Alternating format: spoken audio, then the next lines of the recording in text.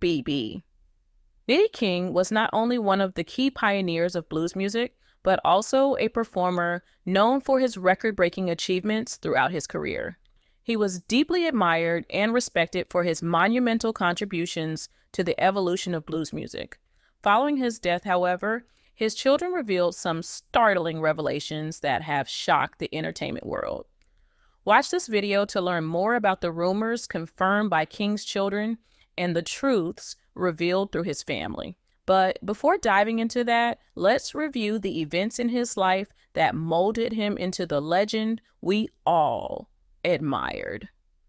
Early life, Riley King was born on September 16, 1925, on a cotton plantation in LaFleur County, known as Bear Creek, near Idaho City, Mississippi. His parents were Albert and Nora Ella King. After his mother left his father for another man when King was only 4, he was raised by his maternal grandmother, Eleanora Farr, in Kilmichael, Mississippi, before the family moved to Lexington. Later, King moved to Indianola, which he often considered his hometown. It was here that King worked as a cotton gin during World War II. Although he served in the United States Army, he was discharged early due to being deemed essential to the war economy because of his tractor driving skills.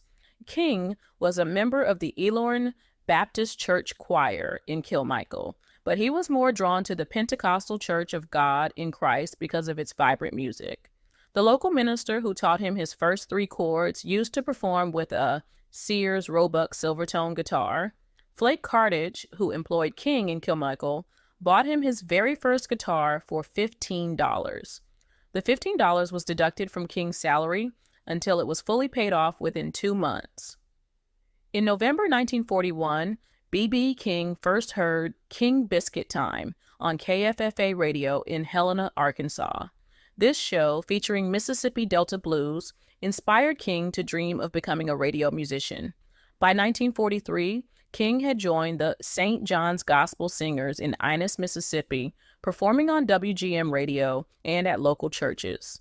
King moved to Memphis, Tennessee in 1946, following Bua White, and stayed with White for 10 months. After a brief return to Mississippi to prepare for his next visit, King returned to West Memphis, Arkansas in 1948. It was here that he began to gain an audience through performances on KWM Radio's Sonny Boy Williamson's program. His appearances led to a spot on WDIA radio in Memphis, where he initially had a 10-minute slot that grew into the popular Sepia Wing Club. It was at WDIA that he was given the nickname Beale Street Blues Boy. Later shortened to B.B. King's encounter with T-Bone Walker had a profound impact on him. King famously said, "Once I'd heard him for the first time, I knew I'd have to have an electric guitar myself, had to have one short of stealing." From 1949 to 2005, King became a fixture on Beale Street, where he was part of the vibrant blues scene. During this time, he performed with notable figures such as Earl Forrest, Johnny Ace, and Bobby Bland. In 1949, King began recording with Modern Records subsidiary RPM Records in Los Angeles. His early recordings were made under Sun Records founder Sam Phillips.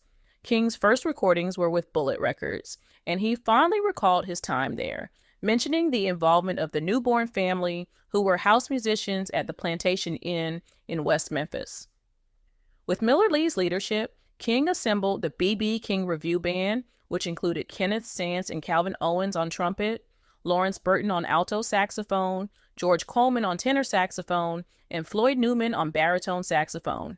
The band also featured Millard Lee on piano, George Joyner on bass, and Ted Curry and Earl Forrest on drums. Anzie Horn was the band's arranger, helping King with his compositions. King relied on improvisation due to his limited chord-playing skills. King's tours across the United States, performing in major theaters and small clubs, helped establish his career. He famously returned to save his beloved guitar from a burning building during a brawl in Twist, Arkansas, an incident that led him to name his guitar Lucille as a reminder not to fight over women or enter dangerous situations. His first major hit, 3 O'Clock Blues, topped the Billboard charts in February 1952. This success established him as a leading name in R&B music, followed by numerous hits like You Know I Love You, Please Love Me, Woke Up This Morning, Whole Lotta Love, and You Upset Me Baby.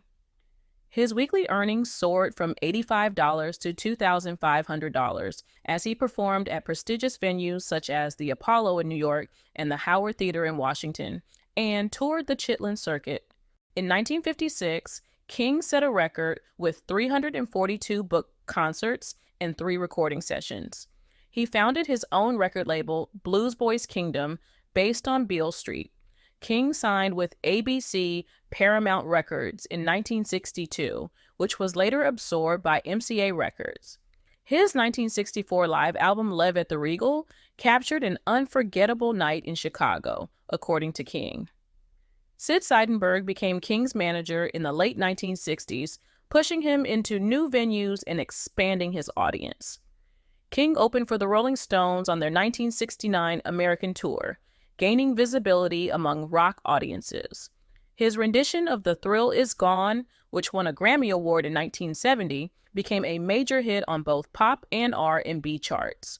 Rolling Stone magazine later ranked the song 183rd on its list of the 500 greatest songs of all time. King was inducted into the Blues Hall of Fame in 1980, the Rock and Roll Hall of Fame in 1987, and the National Rhythm and Blues Hall of Fame in 2014. He received the Polar Music Prize International Award in 2004 for his outstanding musical achievements. From the 1980s to 2015, King maintained an active career, performing over 300 nights per year and appearing on numerous television shows. He also collaborated with artists like U2 on songs like When Love Comes to Town. Death and rumors. B.B. King passed away on May 14, 2015, at the age of 89. After his death, his children revealed some unsettling details about his life. It was alleged that King was poisoned by his own family, a claim made by his daughter, Patty King, in a wrongful death lawsuit against his estate. Patty accused King's business manager, Laverne Toney, and his personal assistant, Myron Johnson, of being responsible for his death. The autopsy attributed King's death to Alzheimer's disease and other complications, including diabetes and coronary artery disease. Despite these findings, the suspicion of poisoning led to a legal battle involving King's estate and family members. This controversy, marked by accusations of mishandling and deceit, brought intense family conflicts and drama to light following his passing.